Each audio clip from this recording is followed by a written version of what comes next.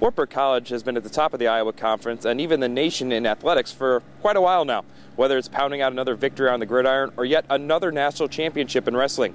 But success at the Division III level really comes down to one thing: recruiting. Recruiting really starts off, it's kind of like a funnel, really. I mean, you start off with creating a big pool of prospects. Basically, you're trying to qualify those prospects by both their academic profile and their ability, really, and getting recommendations and things from everybody. But you start off with really a huge pool of people, and then it slowly sort of funnels down to what you end up with. We make initial contacts with them and see who may have an interest in Wartburg, and it's just really going with the chase after that, if you will, until we get to the spring of the year. And like I say, we're after those kind of guys that can play at a higher level. And I always say as well, we wait till the Barracudas quit swarming, the scholarship schools, and see who's left over.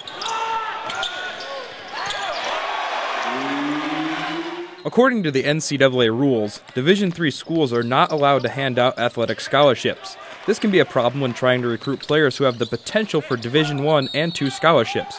Nobody knows this better than Wartburg quarterback Dan Stiefel. I went actually Division II. I got a full ride going to Division II.